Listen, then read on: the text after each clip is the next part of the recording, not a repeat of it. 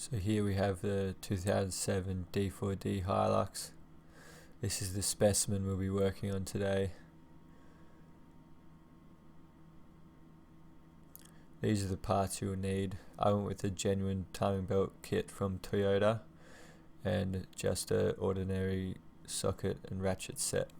All of the tools you're going to need are a 10mm Allen key, 10mm socket, 22mm socket, 1/2 inch ratchet, 3 8-inch ratchet and a timing belt kit. You start by taking the engine cover off, which is just a few 10mm nuts and bolts. Then place it aside with the nuts and bolts out of the way. And once that's out of the way, you can get straight to taking the timing cover off, which is again just a few 10mm bolts. And make sure you take off any jewellery, as it can get caught and deglove the skin on your finger. And if you're watching this, I assume you are like me, mobile, with some sort of mystery back pain, and are able to squeeze into the engine bay of a vehicle. The bottom timing belt cover bolts are a bit of a pain to get to, but you are able to reach them.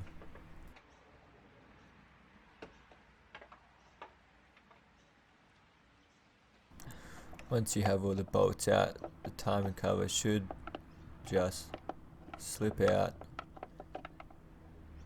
at any moment. Eventually. Here we go. It's almost there, and there we go. Just like that. And that is the timing belt. And if you don't know that by now, maybe you should just go to a mechanic. And this is what the timing cover looks like out of the vehicle. Now we're going to line out the timing marks, and as you can see, I wasn't too far off already. Now we have to get this notch in the camshaft pulley to line up with the arrow on the case. When rotating the motor, do not rotate off the camshaft. That's a big no-no, as you may skip a tooth and then you'll be fucked.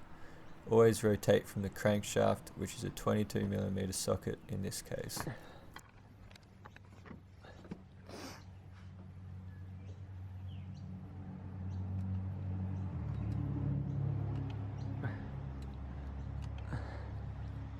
As you can see, the notch in the camshaft now lines up with the arrow on the plastic case. You can follow the tooth that has the notch all the way to the back of the case and make sure it's lined up. And so you don't fatigue, always remember to take smoko every 20 minutes. The fuel pump is also timed. It has a notch on the pulley and a point on the case. It is lined up just below the sensor. The camshaft and fuel pump pulleys are 1:1 ratio, so when one is lined up, the other one should be as well. Now we are going to remove the tensioner, which is two 10mm bolts.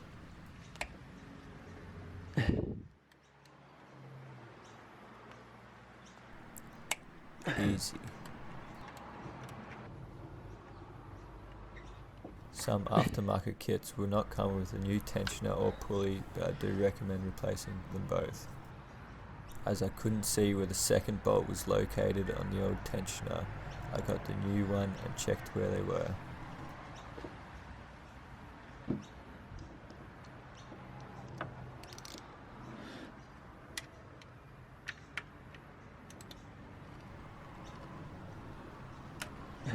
Nice. I love ASMR. Before completely removing the tensioner, undo the 10mm Allen key bolt holding the pulley. You may need to call upon your ancestors to lend you their strength. Because the timing marks on the fuel pump were so difficult to see, I added a mark at the top from the pulley to the case.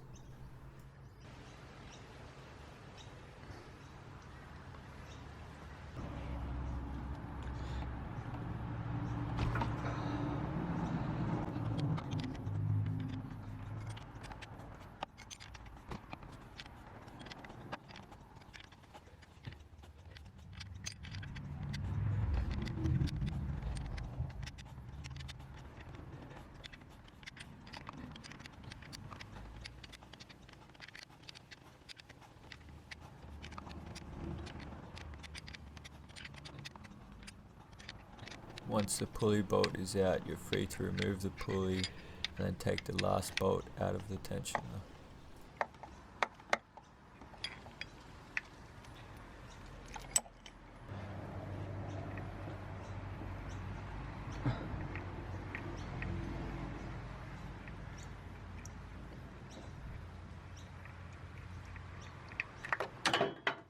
Ah, you fuck. Once you have carefully placed the tensioner in its new home, you're free to take the timing belt off.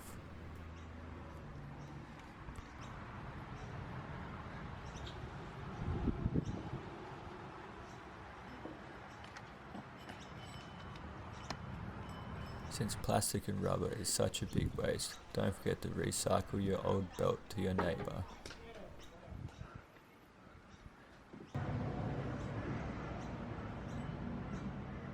When putting the new timing belt on, try to get all of the slack in the belt on the side where the pulley will be, as this will make it easier to put the pulley and tensioner in.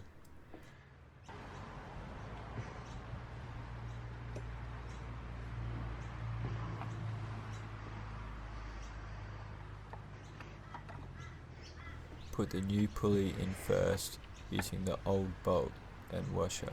Thread the pulley bolt most of the way in, but do not tighten it yet.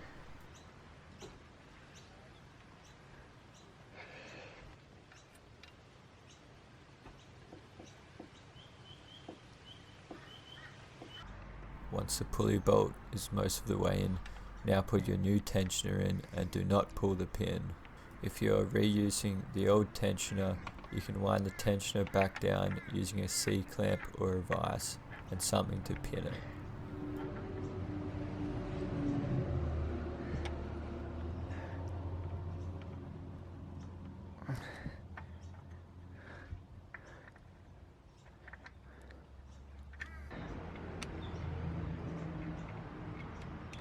Reusing the old bolts for the tensioner, you can tighten the tensioner as soon as it is in.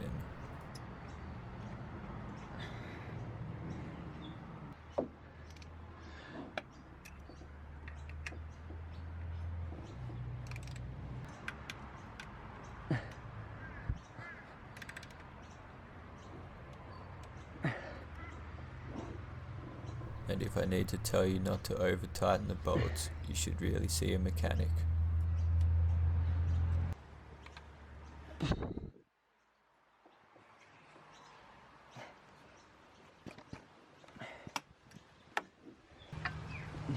Once the tensioner is tight, you can now pull the pin.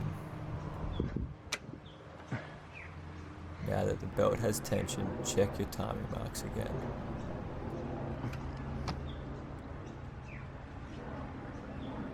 And as you can see, they have not moved at all. Now that the belt has tension and the timing marks are all correct still, you can tighten the 10mm Allen key bolt for the pulley. Usually you would turn the motor over by hand and check the timing marks again, but as I have done this a lot of times, I am confident and ran the motor.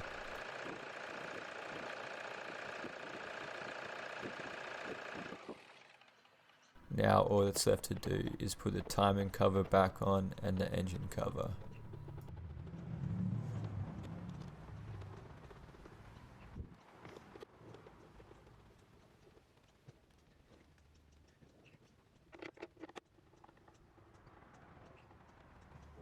And once again, give praise to the Prawn King and curl your back over into the engine bay.